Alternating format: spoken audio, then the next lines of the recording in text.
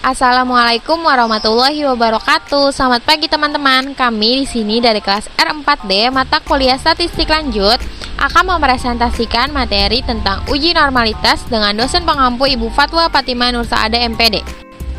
Izinkan saya untuk memperkenalkan anggota kelompok 3. Yang pertama ada saya sendiri, Ajeng Trihandayani dengan NPM 202013500351. Ada Isma Fastutik Tamamita dengan NPM 202013500266. Ada Intan Yunindasari dengan NPM 202013500344. Ada Nurbaiti Rahma dengan NPM 202013500337 dan ada Wulan Indriani dengan NPM 202013500272. Oke, pertama kita masuk ke materi nih, yaitu dari pengertian uji normalitas sendiri. Jika dilihat dari kata dasarnya nih, normal, pasti teman-teman sudah mempunyai kan gambaran atau bayangan gimana sih normal itu. Nah, uji normalitas adalah uji yang dimaksud untuk memperlihatkan bahwa data sampel berasal dari populasi yang berdistribusi normal. Ada pertanyaan nih, apakah kegunaan dari uji normalitas itu? Nah, di sini uji normalitas bertujuan untuk menguji apakah data penelitian yang dilakukan memiliki distribusi yang normal ataupun tidak. Uji normalitas sendiri merupakan salah satu bagian dari persyaratan analisis data atau uji asumsi klasik. Artinya, sebelum kita melakukan analisis sesungguhnya, data penelitian tersebut harus diuji kenormalan distribusinya. Data yang normal dalam pendistribusiannya. Dasar pengambilan keputusan dalam uji normalitas yakni jika signifikasi lebih besar dari 0,05 maka data tersebut berdistribusi normal. Sebaliknya nih, jika nilai signifikasi lebih kecil dari 0,05 maka data tersebut tidak berdistribusi normal.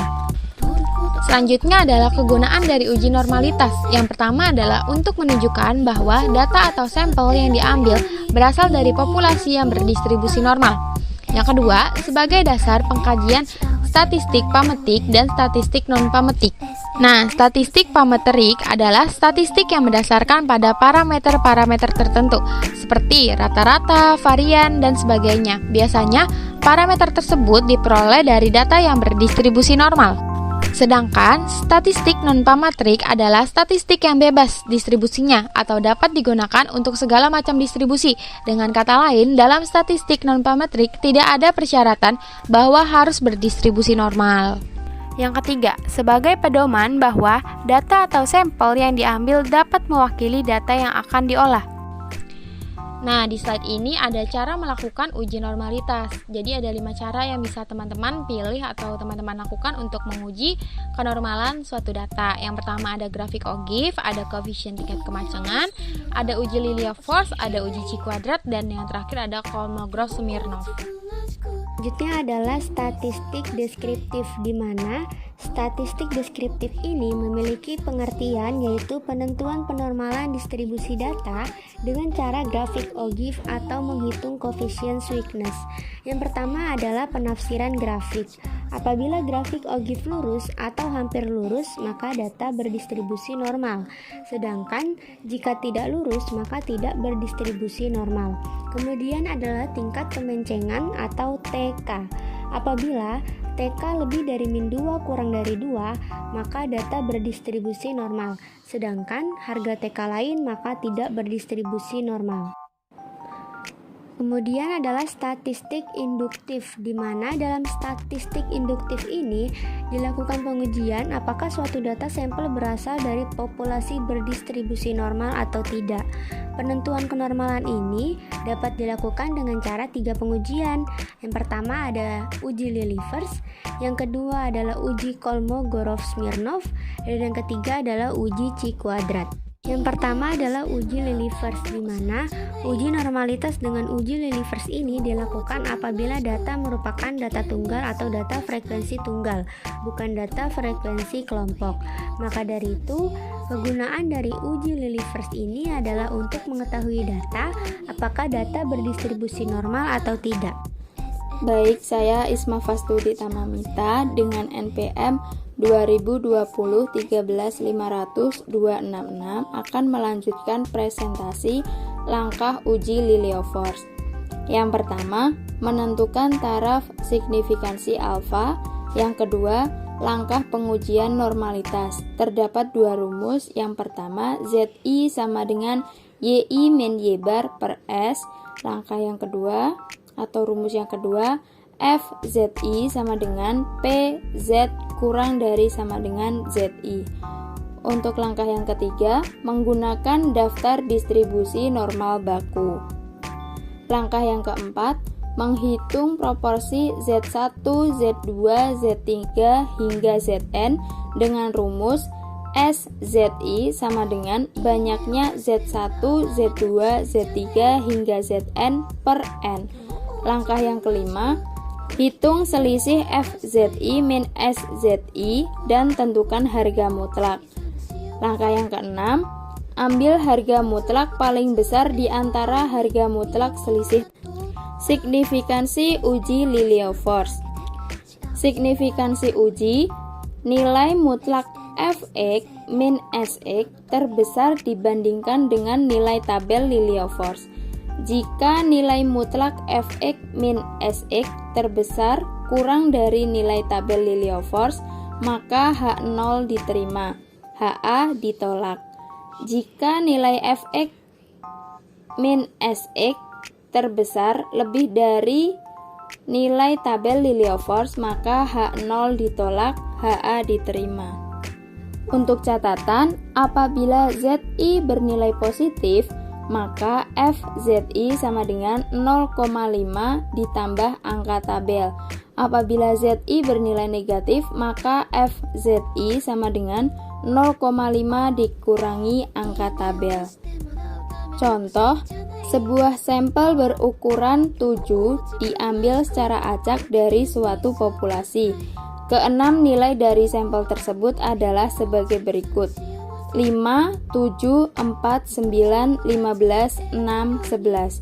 Dengan mengambil alfa atau taraf signifikansi 5%, ujilah hipotesis yang mengatakan bahwa sampel tersebut berasal dari populasi berdistribusi normal. Jawab atau penyelesaian. Yang pertama, menentukan hipotesis. HO atau H0 sama dengan sampel berasal dari populasi berdistribusi normal. H1 sama dengan sampel tidak berasal dari populasi berdistribusi normal. Tingkat signifikansi alfa sama dengan 5% atau 0,05. Langkah pengujian normalitas, buatlah tabel X dan X kuadrat. X-nya yaitu 5, 7, 4, 9, 15, 6, 11. Jumlah daripada X sama dengan 57. Untuk X kuadrat yaitu 5 kuadrat sama dengan 25, 7 kuadrat sama dengan 49, hingga 11 kuadrat sama dengan 121. Jumlah daripada X kuadrat sama dengan 553. Di sini kita akan mencari X bar atau rata-rata dengan cara sigma X per N sama dengan 57 per 7 sama dengan 8,14. Kemudian kita akan mencari simpangan baku atau S sama dengan akar N dikali sigma X kuadrat min sigma X kuadrat per N dikali N min 1 sama dengan N-nya 7, sigma X kuadratnya 553 dikurangi sigma X kuadratnya 57 kuadrat per N-nya 7, N min 1 yaitu 7 min 1 sama dengan akar dari 3871 dikurangi 3249 per 42 dengan hasil akar 622 per 42 sama dengan akar 14,809 atau dengan dibulatkan yaitu sama dengan 3,85. Pada tabel kita tadi sudah mencari nilai sigma X dan nilai X kuadrat beserta sigma X kuadrat. Sekarang kita akan mencari ZI dengan cara ZI sama dengan XI min X bar per S. Kita ambil contoh Z4 sama dengan XI nya 4 min X bar nya 8,14 per S nya 3,85 sama dengan minus 1,07 dan seterusnya sampai Z15. Kumulatif sebarang frekuensi normal. Area di bawah kurva normal baku dari 0 sampai Z. Z 0,00, 0,01, 0,2 dan seterusnya. Di sini ada Z itu ada 0,00, 0,1, 0,2, 0,3 dan seterusnya. Nah, yang di sini itu ada 0,00. Dan 0,00 itu ada 0,0000, 0,0398 dan seterusnya. Di sini ada 0,01 itu ada 0,0040 dan seterusnya. Dan di sini kita mencari F3. F3 sama dengan P, yaitu Z kecil kurang ZI, yaitu mencari nilai di tabel Z. Nah, F3 itu ada F min 1,07, yaitu sama dengan P Z kecil kurang min 1,07. P nya itu sama dengan 0,5 dikurang 0,3577.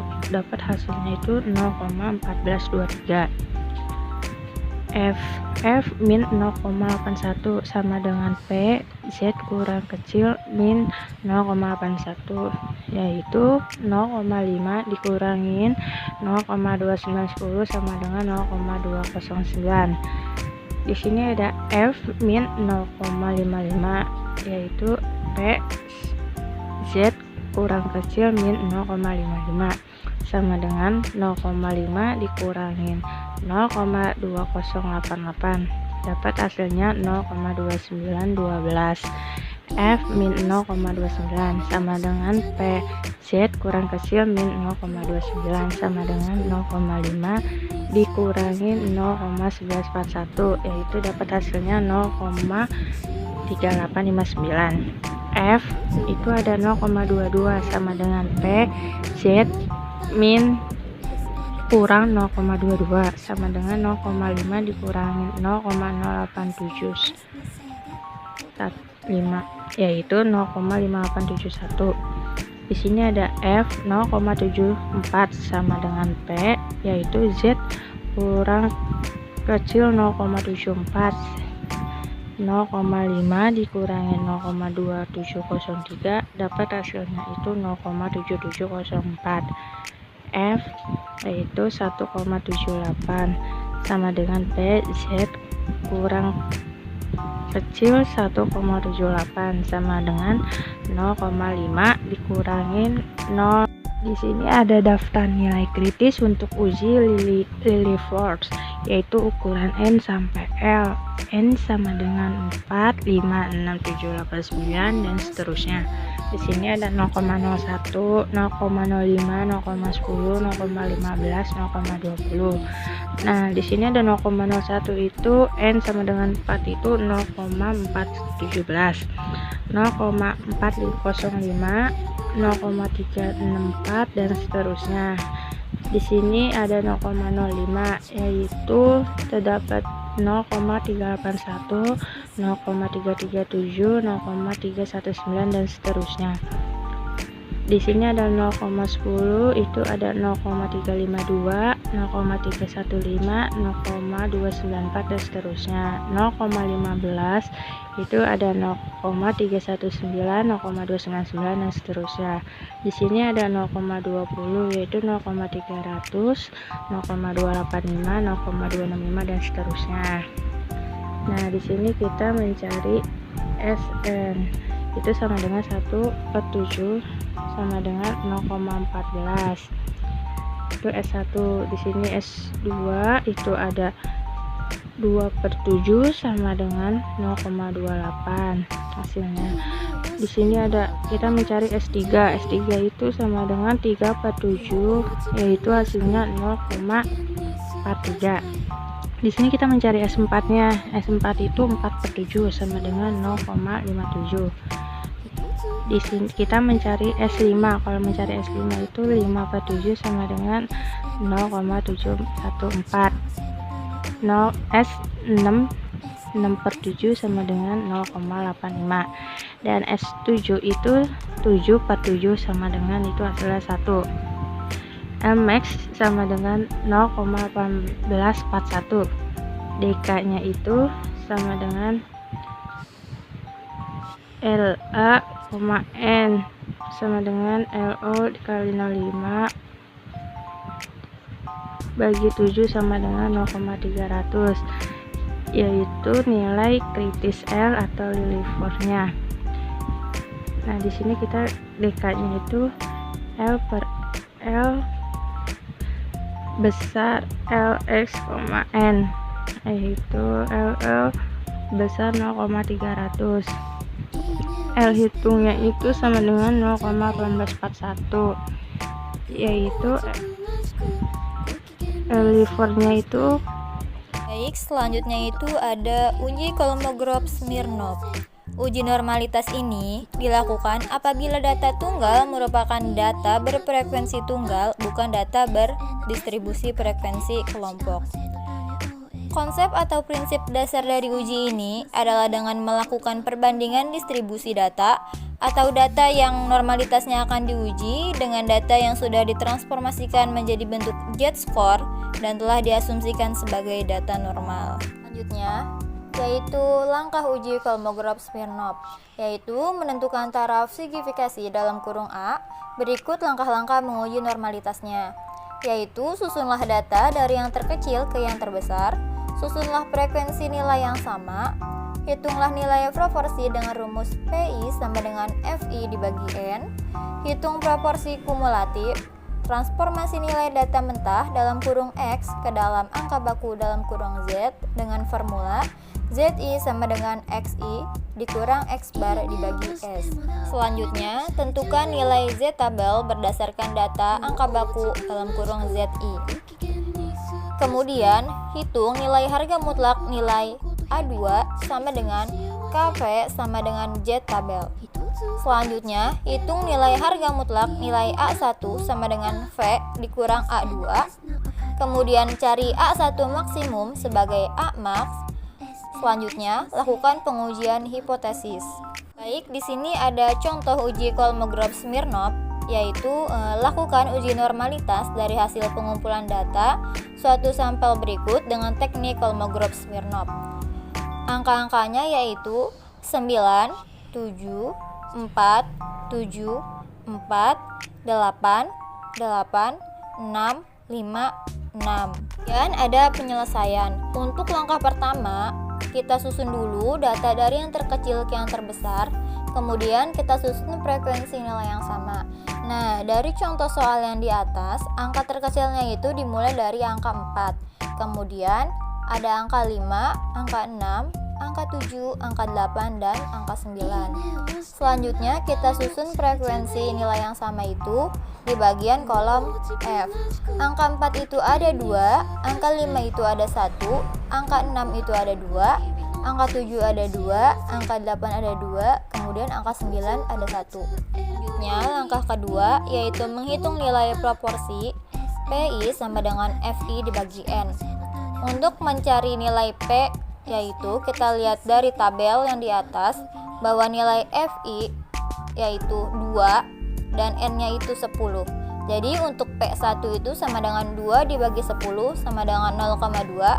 Kemudian untuk P2-nya itu 1 dilihat dari tabel di bagian FI-nya dibagi 10 sama dengan 0,1 dan begitu seterusnya. Kemudian langkah ketiga yaitu menghitung proporsi kumulatif dalam kurung KV sama dengan F dibagi N. Nah, di sini untuk KP pertama kita lihat di bagian tabel, untuk F-nya itu 2 dan N-nya itu 10. Jadi KP pertama itu sama dengan 2 dibagi 10 sama dengan 0,2. Kemudian 0,2-nya ini kita tulis di tabel di bagian KP. Selanjutnya untuk KP kedua yaitu 3 dibagi 10 sama dengan 0,3 dan begitu seterusnya. Selanjutnya langkah keempat yaitu menentukan nilai ZI. Dengan rumus ZI sama dengan XI dikurang X bar dibagi S. Nah, untuk mencari ZI ini kita harus mencari X bar terlebih dahulu. Untuk mencari X bar, kita jumlahkan semua yang ada pada kolom XI, yaitu dengan rumus kita tambah dan itu hasilnya menjadi sigma XI. Contohnya itu sigma XI sama dengan 4 ditambah 7 ditambah 6 ditambah 8 ditambah 9 ditambah 5 ditambah 4 ditambah 7 ditambah 8 ditambah 6 sama dengan 64, dan itu hasil dari sigma XI. Kemudian kita cari X bar. Rumus X bar yaitu sigma XI dibagi N. Sigma XI nya sama dengan 64, kemudian N nya 10. Jadi 64 dibagi 10 sama dengan 6,4. Dan untuk mencari ZI, kita juga harus mencari simpangan bakunya. Rumus simpangan baku yaitu akar sigma dalam kurung XI dikurang X bar pangkat 2 dibagi N-1 sama dengan akar 26,40 dibagi 9 sama dengan 1,62. Jadi simpangan bakunya diketahui yaitu 1,62. Kemudian kita menghitung nilai ZI dengan rumus ZI sama dengan XI dikurang X bar dibagi S. Untuk ZI pertama yaitu 4 dikurang 6,4 kemudian dibagi 1,62 dan hasilnya min 1,48. Kemudian untuk Z2 sama dengan 5 dikurang 6,4 dibagi 1,62 sama dengan 0,86. Dan hasil dari ZI kita tulis di kolom tabel bagian ZI. Dan begitu seterusnya untuk menghitung ZI. Selanjutnya adalah langkah kelima yaitu menghitung Z-tabel, di mana dengan catatan jika ZI kurang dari 0 maka Z-tabelnya 0,5 dikurang nilai tabel Z. Kemudian jika ZI lebih dari 0,5 maka Z-tabel sama dengan 0,5 ditambah nilai tabel Z. Nah, yang pertama ini adalah Z1, di mana di slide sebelumnya kita mendapatkan Z1 yaitu min 1,48. Min 1,48 ini kan di bawah 0. Maka dari itu 0,5 dikurang nilai Z-tabel dari min 1,48 adalah 0,4306. Maka ketemu hasil 0,0694. Begitu selanjutnya. Sehabis itu kita mencari nilai A2, di mana dengan rumus KP dikurang Z-tabel. KP ini adalah proporsi kumulatif.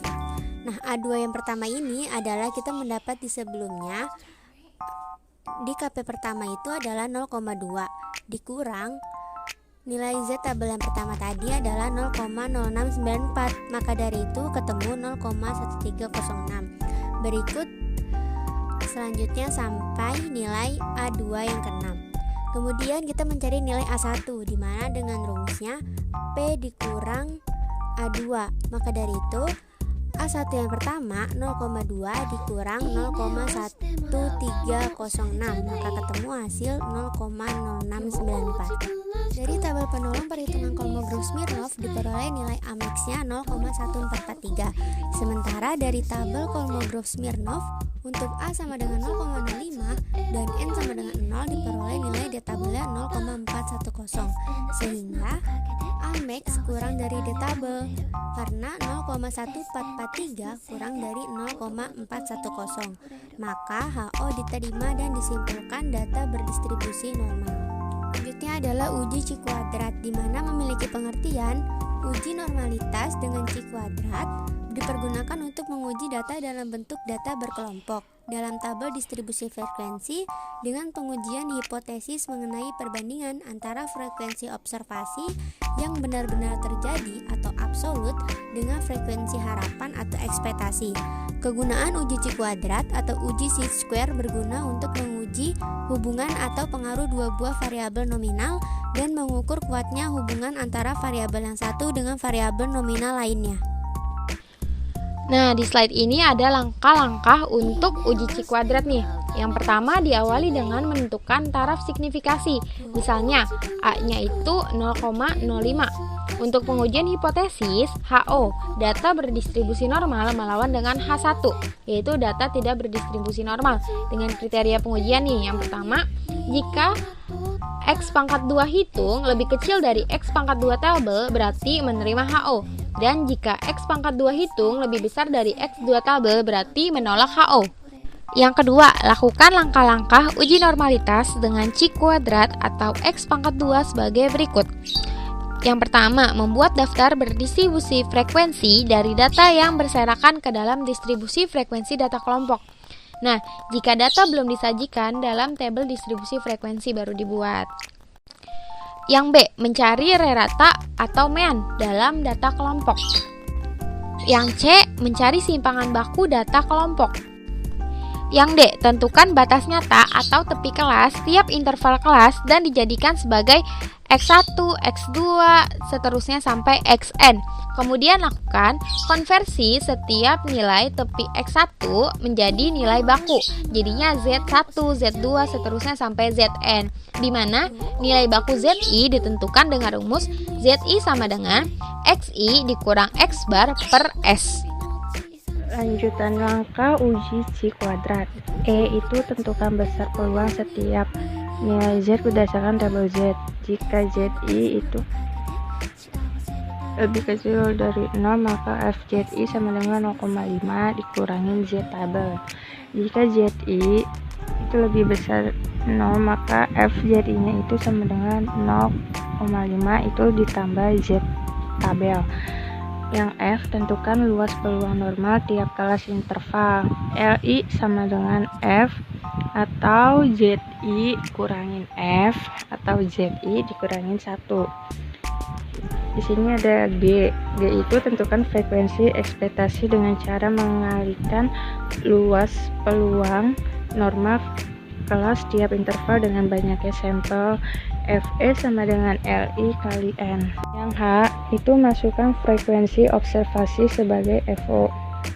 I, cari nilai C kuadrat setiap interval dengan rumus X kuadrat sama dengan Fo dikurangin Ff E kuadrat per Fe. J itu tentukan nilai X kuadrat hitung sama dengan X bar X kuadrat dikurangin Fo kurang Fe kuadrat per Fe. Yang K, tentukan nilai C kuadrat tabel pada taraf signifikasi dan derajat kebebasan atau DK sama dengan K-1. L, bandingkan jumlah total C kuadrat hitung dengan C kuadrat tabel. Nah, di sini itu ada contohnya. Contohnya itu lakukan pengujian untuk mengetahui apakah data dalam tabel distribusi frekuensi berikut berasal dari populasi berdistribusi normal atau tidak. Di sini ada intervalnya. Intervalnya itu 3 sampai 4, 4 sampai 6, 6 sampai 8, 8 sampai 10, 10 sampai 12, dan 12 sampai 14. Nah, di sini ada frekuensinya. Frekuensinya itu 3, 6, 7, 9, 7, 8, yaitu hasilnya 40. Ini kita akan menjawab penyelesaiannya, yaitu kita mencari taraf signifikansinya. X sama dengan 0,05, yaitu untuk menguji hipotesis. HO nya itu berdistribusi normal, H1 nya itu tidak berdistribusi normal. Nah, 2 itu langkah-langkah uji normalitas dengan C kuadrat atau S kuadrat. Di sini ada tabel distribusi frekuensi interval FI XI X1 kuadrat FI kali XI kuadrat. Yaitu intervalnya itu 3 sampai 4, 4 sampai 6, 6 sampai 8, 8 sampai 10, 10 sampai 12, 12 sampai 14. Nah, FI-nya itu frekuensinya itu ada 3, 6, 7, 9, 7, 8, yaitu jumlahnya 40. XI-nya itu 3,5, 5, 7, 9, 11, dan 13. FI dikali XI itu sama dengan 10,5, 30, 49, 81, 77, 104. Dapat itu hasilnya 351,5. X 1 kuadrat itu 12,25, 25, 49, 81, 121, 169. Dapat itu hasilnya 457,25. FI kali XI kuadrat itu 36,75, 150, 343, 729, 847, 1352. Dapat hasilnya 3457,75. Kita mencari MA-nya nih. MA-nya itu X sama dengan FI kali SI per FI sama dengan 351,5 per 40. Dapat hasilnya 8,79. Kita mencari simpangan bakunya nih S.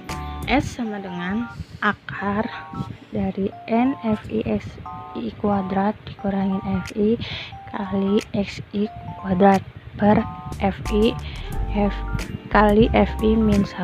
S sama dengan akar dari 40 3457,75 dikurangin 351,5 kuadrat per 40 dikali 40 min 1. S sama dengan akar 138310 kurangin 123552,25 per 40 dikali 39, yaitu akar dari 14757,75 per 1560. Dapat itu hasilnya S sama dengan akar 9,46. Selanjutnya itu ada interval 3 sampai 14. Nah, di sini ada FO-nya. FO-nya itu 3, 6, 7, 9, 7, 8, yaitu hasilnya 40. Tapi kelasnya itu ada 2,5, 3,5, 5,5 dan seterusnya. Di sini ada jadinya. Jadinya itu min 2,04, min 1,72, min 1,07 dan seterusnya. Nah, di sini ada Z-tabelnya. Z-tabelnya itu ada 0,4793, 0,4573, 0,3577 dan seterusnya. Di sini ada FZI, yaitu 0,0207, 0,0427, 0,1423 dan seterusnya. Di sini ada RI. Dasarnya itu 0,0220, 0,0996, 0,1949 dan seterusnya, yaitu hasilnya 0,9163. Nah, di sini ada FE-nya itu 0,88, 3,98, 7,80 dan seterusnya. Di sini ada FO dikurangin FE kuadrat per FE 5,11, 0,12, 0,08 dan seterusnya, yaitu hasil akhirnya 7,52. Kita menentukan batas tepi kelas dengan rumus ZI sama dengan X1 dikurangi S per S. Di sini kita mencari tepi kelasnya dulu dari XI sampai X7. Nah, XI-nya itu ada 3, X2-nya itu ada 4, X3-nya itu ada 6, X4-nya itu ada 8, X5-nya itu ada 10, X6-nya itu ada 12, X7-nya itu ada 14, yaitu masing-masingnya itu dikurangi 0,5.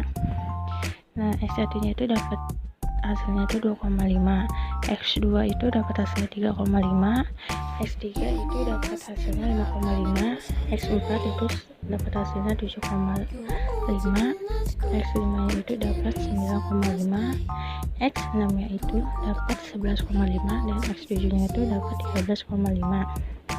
Nah, di sini kita mencari ZI. ZI itu ada 7, yaitu Z1 sampai Z7. Ini yaitu Z1 nya itu sama dengan 2,5, Z2 nya itu 3,5, Z3 nya itu 5,5, Z4 nya itu 7,5, Z5 nya itu 9,5, Z6 nya itu 11,5 dan Z7 nya itu 13,5. Oke, selanjutnya kita akan menentukan besar peluang setiap nilai Z berdasarkan Z-table. Nah, jika ZI lebih kecil dari 0, maka FZI sama dengan 0,5 dikurang Z-table. Jika ZI-nya lebih besar dari 0, maka FZI-nya sama dengan 0,5 ditambah dari Z table. Lanjut, kita harus menentukan luas peluang normal tiap interval kelas. LI sama dengan FZI dikurang FZ dikurang 1. Contohnya, L1 sama dengan 0,0427 dikurang 0,0207. Hasilnya 0,0220. Kita lakukan sampai L6. Nah, yang kedua 0,1423 dikurang 0,0427 hasilnya adalah 0,0996. L3 sama dengan 0,3372 dikurang 0,1423 hasilnya adalah 0,1949. L4 0,591 dikurang 0,3372 hasilnya adalah 0,2538. L5 0,806 dikurang 0,591 hasilnya adalah 0,2196.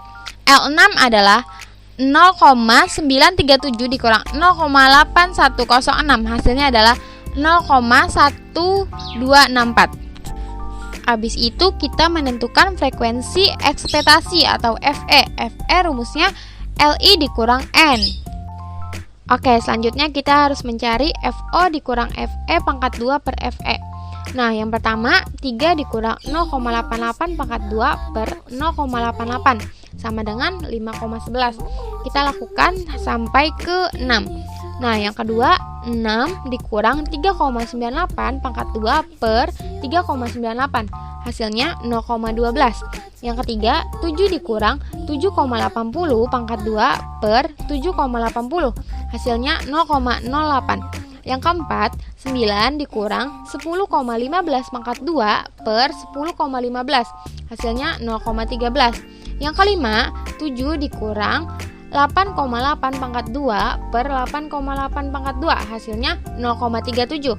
Yang keenam 8 dikurang 5,06 pangkat 2 per 5,06 sama dengan 1,71.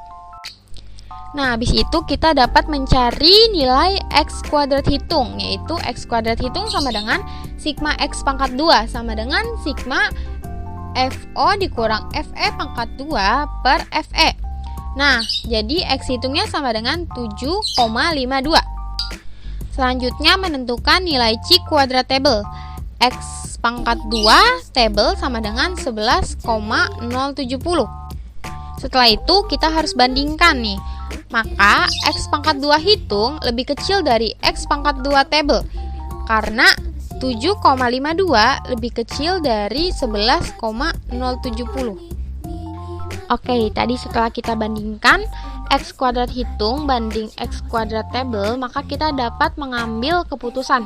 Keputusannya adalah HO diterima. Kesimpulannya, dari hasil perhitungan tabel tersebut didapat nilai X kuadrat hitung sama dengan 7,52. Sedangkan dari nilai C kuadrat untuk alfa sama dengan 0,05 dan deka sama dengan 5, didapat nilai X kuadrat table sama dengan 11,07. Karena nilai X kuadrat hitung lebih kecil dari X kuadrat table, maka HO diterima dan dapat disimpulkan HO atau data berdistribusi normal. Oke, sekian, terima kasih presentasi dari kelompok kami. Kurang lebihnya mohon maaf, semoga bermanfaat dan dapat membantu teman-teman yang kurang paham. Assalamualaikum warahmatullahi wabarakatuh.